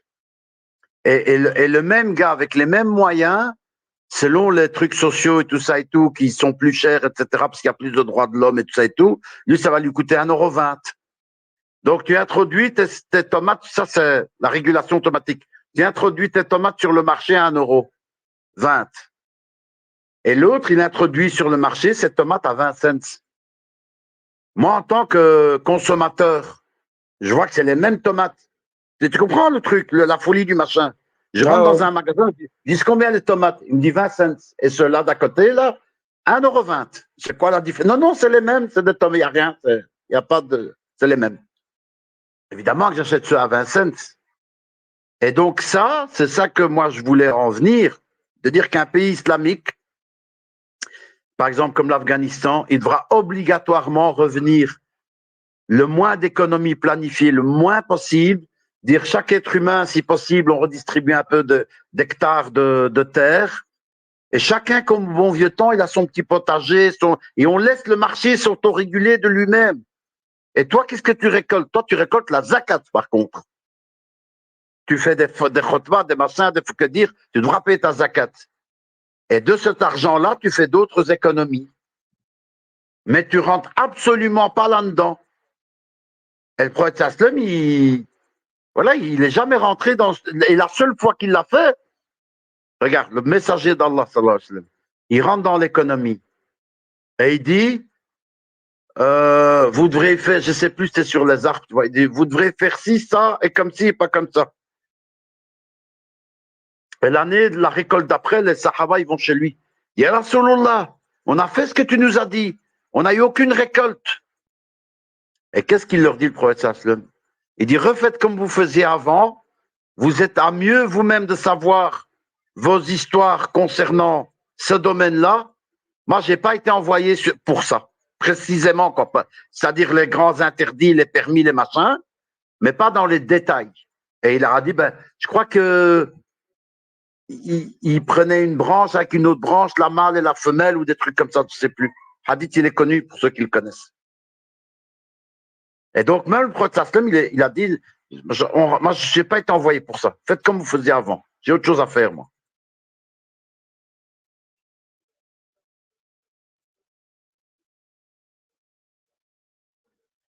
C'est moi ou je t'entends plus? Ben ouais, non, je me réfléchissais à moi-même, subhanallah, de dire, regarde, quand tu laisses faire la... Parce que dans le passé, c'était ça. Dans l'Europe, partout, c'était ça. C'était des petits bouts de qu'on appelle un potager et un verger. C'était ça. C'était comme ça que fonctionnait l'économie. Et ça a très bien marché pendant des siècles et des siècles et des siècles. Hein. Et les gens, ils mangeaient de saison. Ils mangeaient des choux avec des pommes de terre, avec les abricots, les machins. Mais ils attends, apprenaient que... Paris, c'est une vie dure. Hein. Moi qui ai travaillé un peu dans la permaculture, c'est dur. Hein. C'est pas facile. Hein. Il faut toujours s'en occuper. Oui. Tu vois, et alors quand Chétan, il me propose un supermarché où je peux tout chercher en donnant un papier, tu vois, mon ego, il prend vite la facilité. Oui, mais maintenant, tu viens de sortir tout l'enseignement de cette vie ici-bas. Voilà. Quand tu veux profiter des bienfaits d'Allah dans ce bas monde, c'est difficile. Très compliqué. Il faut travailler dur. Et à côté, qui c'est qui te propose la facilité? Pourquoi tu vas aller planter une graine, attendre qu'elle pousse, l'arroser avec de l'eau, faire travailler la photosynthèse, hein, c'est-à-dire le système d'Allah, subhanahu wa ta'ala, par sa création. Pourquoi attendre ça alors que tu peux aller dans un supermarché, souiller la planète, acheter directement ton produit, il est beau, il est joli, il est brillant, le mettre dans ton assiette et le manger tout simplement. Oublier toute la difficulté en fait qu'il y a derrière. C'est une moralité. Tu vois, en fait on t'empêche, si tu veux, d'avoir en fait les valeurs, tu vois, que tu vas développer à travers justement la patience, tu vois, derrière les choses. Tu fais pousser un fruit et que tu observes tout le processus long avant de pouvoir déguster le fruit de ton labeur dans ton assiette, après avoir observé chacune des étapes en fait qui ont permis de pouvoir arriver à ce résultat, tu vas avoir en fait une moralité derrière. Tu vois ce que je veux dire? Tu vas développer, si tu veux, tu vas développer certaines valeurs, tu vois, liées justement à comment ça s'appelle, justement liées en fait à tous les enseignements qu'il y a derrière, tu vois, ces éléments de la vie courante. Alors que quand en fait tu te lèves, tu vas simplement acheter ton truc au supermarché, ce qu'on fait tous malheureusement, t'as pas le moyen d'appréhender justement donc les bienfaits en fait liés à la production de ce légume. Tu comprends? Toi, quand tu vas acheter ton truc dans un emballage en plastique, tu sais pas que il y a un monsieur, il s'est cassé le dos pour faire pousser ça. La chose, elle a poussé justement pourquoi? Parce que la plante reçoit de l'énergie lumineuse. Avec cette énergie lumineuse combinée à l'eau, elle va se transformer jusqu'à produire des fruits. Ces fruits certains iront dans ton assiette, d'autres iront re-ensemencer la terre. Et tu vas répéter ce cycle qui est comparable en fait à toute chose. Terre, pousser, vivre, mourir, revenir à la terre, repousser. C'est ça le cycle de la vie. Toi, tu n'as pas observé ça. Toi, en fait, t'es juste venu, t'as passé un truc, pip, code barre, t'as mangé, aucun enseignement. Tu vois? Et on nous a endoctrinés dans cette mécanique. On nous a rendus dépendants de cette mécanique-là, de ce processus-là. Tu comprends? Si bien que demain, le jour où tout va s'arrêter, celui qui ne sait pas travailler la terre va mourir, inéluctablement. Alors que celui qui est resté en fait accroché, si tu veux, à l'essence même de notre vie d'ici-bas, ce à quoi nos ancêtres ont dédié leur vie, tu vois, depuis la nuit des temps, ceux-là, eux, vivront. Ceux-là, eux, seront Ah, Ceux-là seront à même, en fait, de pouvoir. mon frère, nos parents, ils ont fui la misère des campagnes dans nos pays d'origine. C'est pas pour qu'on retourne dans les campagnes à mettre nos mains dans la terre. Tu comprends? Mais c'est ça qui nous perdra. Voilà, c'est ça qui nous Ouais, perdra. et aussi, parce que par rapport à ce que tu disais, la méditation, la patience, parce que ça t'apprend la patience d'attendre une patate qui attend 3 mois minimum pour qu'elle soit là, la patate. Donc il faut la planter, il faut l'arroser. Ça éduque ton âme aussi, la patience. Mais quand tu es impatient, que tu as ta patate, que tu vas directement la chercher, tu n'as pas cette méditation, tout ce plaisir. Et ça t'apprend aussi la méditation. Et tous ces facteurs, comme tu as dit, on est occulté, ça doit aller vite. On doit avoir des trucs en dernière minute, pizza à la minute.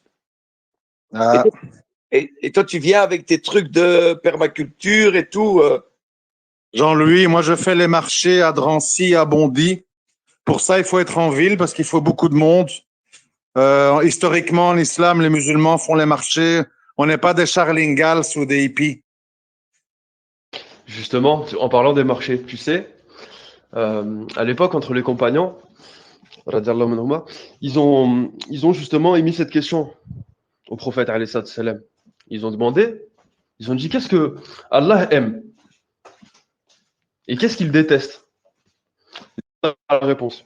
Donc ils sont consultés entre eux, puis après ils ont demandé au prophète. Le prophète leur a répondu plus tard, sous le coup de la révélation, je crois dans un hadith Qudusi. Et il s'est avéré que justement, un endroit que déteste Allah subhanahu wa ta'ala, c'est les marchés.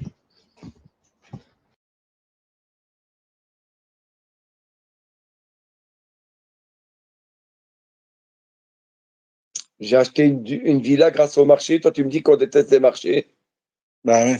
Moi, j'ironise, mais je vous fais les réponses que j'entends. Hein. Comme ça, vous vous entraînez à répondre. Pour moi, c'est le meilleur endroit que j'ai sur la terre, c'est les marchés, parce que c'est là où j'ai fait mon plus grand. Et attention à ce que tu dis, mais Jean-Louis, attention. Non, mais je sais. Allah subhanahu wa ta'ala, l'endroit qu'il aime le plus, c'est les jama', c'est les mosquées, c'est les Mais masjids. évidemment. Et l'endroit qu'il déteste, c'est les Eh marchés. ben, je sais. Tu vas aimer ce que Allah Non, t'as déteste. pas compris, c'était ironique. C'était ironique. Quand la personne qui va te dire ça, elle va te dire, ouais, mais moi, c'est là où j'ai fait mon plus gros PC. J'ai gagné toute ma vie là-bas, j'ai plein de business, je gagne plein d'argent, et quand tu me dis que c'est là-bas le plus détestable, j'ai pu avoir une maison au bled grâce au marché. Et toi, tu me dis que c'est détestable. Je te comprends pas. Hein. Tu vois dans quel sens je te le dis? Ceux qui aiment, Ah oui, je vois, oui. ceux qui aiment Dounia ici, c'est qu'ils vont. Il faut s'habituer à notre humour. On ironise beaucoup parce que trop de misère fait rire. Tu vois, donc, on essaie un peu de dédramatiser. J'avais pas compris, voilà, c'est me lié. Non, tu as raison. Les meilleurs endroits sont les mosquées et les pires sont les mosques. C'est les marchés, ça. On est tout à fait d'accord avec toi. Emmanuel, Ben, ouais. allô, Emmanuel? Ah oui, bonjour à tous. Excusez-moi, j'étais en train de copier un hadith sur lequel le prophète alayhi salam explique que c'est un des endroits détestés d'Allah, les marchés. Effectivement, je vais juste dire ça. Je vous copie la source, moi je suis. Je l'ai mis dans la bulle. Barakallahu fik. Moi, De vous rien. savez ce que j'aimerais bien, les frères? J'aimerais bien que les chrétiens, les gens un peu nationalistes français, tout ça, j'aimerais bien qu'ils comprennent en fait Non, que. moi je suis musulman, un musulman, je suis Non, musulman. non, j'ai pas dit toi, hein. J'ai pas dit toi. Je dis, je parle en général. Je dis, j'aimerais bien que ces gens-là, en fait, ils comprennent que, mis à part la croyance, qui est importante, mais pour le reste, on est de leur côté, quoi. Nous, on veut pas la pagaille, on veut pas les vols, on veut pas les viols, tu vois. Faudrait que ces gens comprennent que l'islam, c'est pas là le vrai ennemi, quoi, tu vois. Parce qu'ils sont convaincus de ça, c'est malheureux, en fait. Ils comprennent pas. Moi, je dirais même plus loin. Bah, les gens ne connaissent pas Moi, je l'islam. dirais même plus loin. Les gens sont sous. Moi, je dirais même plus loin. Et ils détestent leurs médicaments, en fait. Et ça, c'est un drame. Et on est arrivé à leur faire détester leurs médicaments pour leur âme et leur solution pour leur âme. Et par notre comportement, on est arrivé à les faire détester ce qu'ils avaient besoin, ou des fois même, on n'a même pas respecté nos ennemis. Parce qu'il y a rien de pire qu'un ennemi qui est honnête avec toi et sincère avec toi, et toi tu la joues. Mais non, non, non, c'est pas comme ça, on n'est pas des ennemis, on est des amis. Même ton ennemi, tu vas le rendre fou. Tu vas dire, mais c'est pas possible ça. Il veut me prendre pour un idiot, quoi, avec son truc de l'islam, là, soi-disant démocrate, laïque. Et à l'époque, on était respectés. Parce que le mot sarrasin, il y en a qui disent, mais quelle horreur, pourquoi tu m'appelles comme ça? C'est une insulte. Mais à l'époque, les mécréants, ils avaient peur des sarrasins, ils avaient peur de ces gens-là. Ils étaient respectés, ils se disaient, ouh là, ils vont venir avec leur loi d'Allah, leur charia, attention. Tu vois, mais aujourd'hui, il n'y a plus ce respect. Et là est le drame.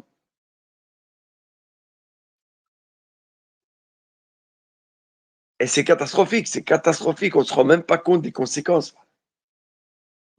Parce que nous, on croit que mentir sur Allah, c'est gratuit, mais ça a des conséquences terribles pour les mécréants. Tu sais, il n'y a pas longtemps, j'étais dans un space et il y a un juif qui m'a posé la question, qui m'a dit toi qui connais un peu ta religion, dis-moi quelle est la sentence, quel est le had pour le violeur. C'était en rapport avec l'actualité là vis-à-vis de la petite fille qui a été qui a subi quelque chose d'horrible. Et du coup, bah, j'ai répondu à la personne, je lui ai dit bah écoute, selon le fiqh maliki, normalement, le viol est assimilé à la fornication. Certains ajoutent aussi la circonstance aggravante de la violence, c'est-à-dire que certains disent qu'il faut appliquer le had pour l'agression plus l'acte de fornication via le viol. D'autres disent que c'est assimilable uniquement à la fornication. Dans tous les cas, on est entre 100 coups de fouet et 80 coups de fouet et l'exécution. Voilà, c'est ça le had, dans les deux cas. Donc j'ai répondu, honnêtement, la personne me faisait confiance. Donc je lui ai dit, voilà, ce que mon école de jurisprudence, dans laquelle j'ai étudié, dit. Immédiatement, on m'a coupé le micro et il y a une personne qui était visiblement perturbée psychiquement qui m'a accusé de menteur, qui m'a dit non, tu es un menteur, c'est faux, l'islam ne dit pas ceci, l'islam ne dit pas cela, on voit les petites filles, je sais pas où, je sais pas dans quel pays en Afghanistan. En fait, on m'a sorti, si tu veux, des faits divers, par-ci par-là, qui sont reliés par des organes de propagande qui nous détestent. Et on m'a dit, tu es un menteur, l'islam c'est ça. L'islam, en gros, ces gens disent l'islam c'est l'injustice, l'islam c'est une forme de suprémacisme pour le croyant sur le mécréant, etc., etc. Et donc les gens en fait se complaisent dans cette espèce de mensonge odieux et pensent que c'est réellement ça. Tu vois, parce que tu sais fais attention, je vais t'expliquer comment ça fonctionne. Cette femme, elle avait pas un peu l'air une voix un peu rauque, un genre ivrogne comme ça. Si, c'est elle. Je vois qui c'est. On parle à la même personne. Je vois qui c'est. Fais attention, parce que je t'explique comment ça se passe. Écoute bien. Hein. Donc, en fait, il y a des milices, des cybermilices, qui, en fait, manipulent l'extrême droite française, tu vois. Ils ouvrent des spaces, ils se font passer pour des gens d'extrême droite. En fait, c'est des gens, du bétard et machin, voilà, vous voyez ce que je veux dire, dont cette femme, hein. Et en fait, ils sont là pour exciter les Français contre l'islam. Tu vois? Alors, ils coupent dès que tu dis un truc que les Français pourraient dire, ah, c'est quand même bien, l'islam il est contre les injustices. Ah, c'est quand même bien, l'islam est pour les punir. Ils vont toujours, en fait, te couper ou te dire c'est pas vrai parce que leur but dans leur space, c'est d'exciter les Français d'extrême droite contre l'islam. Et tu vois, ils tiennent des spaces comme ça. Dont elle, il y en a d'autres. Hein. Je suis tout à fait d'accord, c'est exactement ça. Et le problème, c'est que c'est pas non seulement cette personne-là, hein, bien qu'elle participe à ce rouage-là, c'est une propagande mondiale, internationale, dans tous les pays du monde. C'est un démon quand elle parle, on dirait vraiment un démon. Hein. C'est malheureusement, il y a quelque chose qui fait dans l'esprit malheureusement du français de base, hein, même si je ne veux pas calomnier tous les Français, je sais que les gens sont simples dans leur grande majorité. Malheureusement, ils vont être plus sensibles à ce genre de discours-là plutôt que à nos discours à nous. C'est ça qui est malheureux. Pourquoi? Parce qu'ils cataloguent cette personne comme étant dans leur camp et ils nous cataloguent comme étant des étrangers. Tu vois? Ça, c'est un peu problématique, mais c'est pas grave. Vous le savez très bien, de toute façon, ça c'est la promesse d'Allah Azza wa Jal. Ils ne cesseront d'élaborer des stratagèmes pour étouffer justement la parole d'Allah, mais la lumière d'Allah finira par atteindre tout le monde. Ça, c'est un fait, c'est inéluctable. C'est-à-dire, ils peuvent nous combattre, c'est pas un problème. Nous, on sait qu'on sera victorieux sur la fin. Mais je pense qu'il ne faut pas lâcher. Il ne faut pas lâcher, il faut informer les gens. Il faut informer les gens sur des questions simples relatives au fiqh. Tu vois, parce que les gens, ils te parlent souvent, ils te disent oui, la charia, si, mi. Ils ne savent pas de quoi ils parlent. Ils ne savent pas c'est quoi la charia. Regarde, quand tu dis il ne faut pas lâcher, il faut bien expliquer. C'est ça, c'est très important. Il faut expliquer. Il y a une main levée. Hein. Il y a une main levée. Oui, non, 30 secondes. Il faut expliquer aux musulmans qui nous écoutent que il faut toujours dire aux gens, les musulmans pratiquants sont du côté de la justice et combattent l'injustice d'où qu'elle vienne, même de leur propre famille. Tu vois? Parce que ces gens, ils croient qu'on est des tribalistes et qu'en fait, quand c'est les nôtres, entre guillemets, qui tuent, qui violent, qui brûlent, on dit ouais, c'est pas, enfin, tu vois, ça c'est comme les mélanchonistes. Nous, en fait, on n'est pas là-dedans. Hein. Il faut que les gens comprennent que nous, on couvre pas l'injustice. On cherche pas tout le temps des excuses et bien leur dire que si nous aussi on avait les rênes du pouvoir, on ne tolérerait pas ça. Il faut qu'ils comprennent ça. Justement. Après, je te laisse parler pour remarquer, je vais juste rajouter quelque chose. C'est que, et ça, c'est une phrase qu'a dit Ali Belhaj, qui est très, très intéressante. En gros, on peut pas, à toi, en tant que mécréant, c'est un tueur personnel, je parle à tout le monde, on peut pas, en tant que mécréant, venir t'imposer l'islam et te dire et te forcer à croire. Ça contredit la Iqra-Fid-Din. C'est-à-dire, il n'y a aucune contrainte en religion. Par contre, si tu as cru, si tu attestes de la véracité du din, de la voie prophétique, des traditions islamiques, de la sunna, du Coran, de la parole d'Allah, si tu acceptes tout ça, et que tu, en gros, tu rentres dans la religion islamique, tu vois, on va t'élever avec ce minhaj. Allah subhanahu wa ta'ala va t'élever avec l'islam. Par contre, si tu fautes, avec les mêmes préceptes, on va te condamner. Et pourquoi je dis ça? Pour éviter, justement par rapport à ce que tu as dit, que les gens pensent que la charia est quelque chose qui s'applique sur les mécréants et qui est bénéfique pour les musulmans. La charia est bénéfique pour tous les êtres humains. Et si tu es musulman et que tu connais ta religion et qu'en plus tu transgresses, il n'y aura aucune forme de... Il n'y aura pas de... Comment dire? Il n'y aura pas de traitement de faveur. Il n'y aura aucun traitement de faveur. À toi pour Lamar. Assalamu alaikum wa rahmatullahi wa barakatuh à tous. Assalamu alaikum. Wa alaikum salam. Oui, salam alaikum Abou Ryan. Salam alaikum un peu de gazouz. Oui, Abou Ryan, il parlait d'une dame avec la voix rauque. Ouais, ça, j'ai souvent eu affaire à elle, justement. Elle est vraiment vulgaire, elle est agressive. Et moi, je conseille à tous ici de ne même pas aller sur les spaces où elle est présente. Quand elle est administrative du space, n'entrez pas là-dedans parce que voilà, ils font exprès. C'est des malades mentaux, en fait. Comme tous les extrêmes, hein, c'est tous des malades mentaux. Donc, ouais, j'ai commencé à animer mon space par après parce que je suis tranquille dans la forêt. Oui, c'était par rapport par rapport au tribalisme. Je rappelle quand même que la plupart des nationalistes sont aussi les premiers à pratiquer le tribalisme dans leur propre camp. Par exemple, ils vont séparer le monde en deux, c'est-à-dire eux, c'est les gentils, c'est les nationalistes de la droite, et en face, tu as tous les ce que eux appellent les islamo-gauchistes, justement. Ou les islamistes, ou ceux qu'ils appellent les collabos, je sais pas quoi, ils sortent des termes. Et eux-mêmes, quand il y a un pédophile de gauche, ils vont le dénoncer, ce qui est tout à fait normal, et moi, je trouve ça normal. Quand il y a des détournements de fonds côté gauche, ils vont le dénoncer. Mais quand c'est dans leur propre camp, ils vont jamais dénoncer ça, ils vont jamais dire ouais, non, ce qu'il a fait c'est pas bien. Ils vont même couvrir.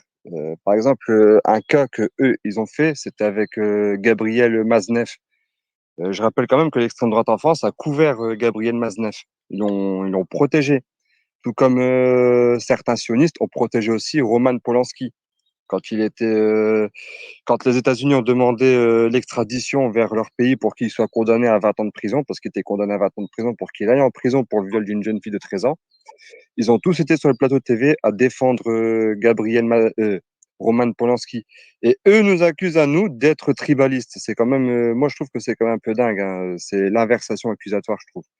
Alors moi je le dis, le tribalisme, n'importe qui le pratique. Il y a les mélanchonistes. En fait, dans tous les bords, ça existe et c'est juste qu'il faut le combattre, ça c'est normal. Mais il faut pas me dire que dans tel bord, il n'y a pas de tribalisme chez une certaine partie, dans l'autre bord. Tout le monde est concerné. La connerie, elle est avant tout humaine. Donc, moi, je dis autant du côté de la gauche caviar que de ce que moi j'appelle, hein, c'est moi qui ai inventé le mot, c'est les nationaux-beaufs. Donc, du côté des nationaux-beaufs, c'est pareil aussi. J'aime pas dire facho parce que c'est un terme médiatique et moi, j'aime pas employer les termes des médias. Moi, je préfère dire les nationaux-beaufs. Donc, bah, écoutez, je vais animer un truc de mon côté parce que malheureusement, après, je vais travailler ce soir. Je l'avais promis hier concernant l'escroquerie économique. Donc, bah, continuez, chers frères. Je vous souhaite à tous une bonne soirée, sinon. Mais moi, Inch'Allah. je comptais couper le space bientôt. Donc, je sais pas si les frères, vous voulez prendre la relève avec le frère, parce qu'il va ouvrir un Hicham. space. Hicham. Donc, essayez de vous abonner à lui et voir où il sera. Et si vous êtes intéressé, moi, je vais couper le space parce que je suis KO. Et Ouais, je vais aller peut-être là-bas en auditeur, voir. ouais. Ça va? Bah, Tu l'ouvres à quelle bah, heure? dans quelques minutes, là, juste après. Ah ben, ça va. Donc, ben, moi, je vais clôturer le space. Donc, prenez-le en abonné pour ceux qui sont intéressés. Et il fera un space et on verra quoi. Qu'Allah nous pardonne. S'il y a eu du mal de ce space, ça vient de notre ego et de Shaitan. Et s'il y a du bien dans ce space, ça vient d'Allah parce qu'Allah ne fait que le bien. Et puis voilà, qu'Allah renforce tous les musulmans.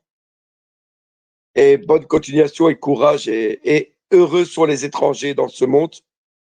Et acceptez d'être un étranger, d'être un marginaux. N'oubliez pas nos frères en Palestine, en Afghanistan, au Soudan, au Chem, partout dans le monde, en Indonésie, en Inde, qui souffrent partout dans le monde.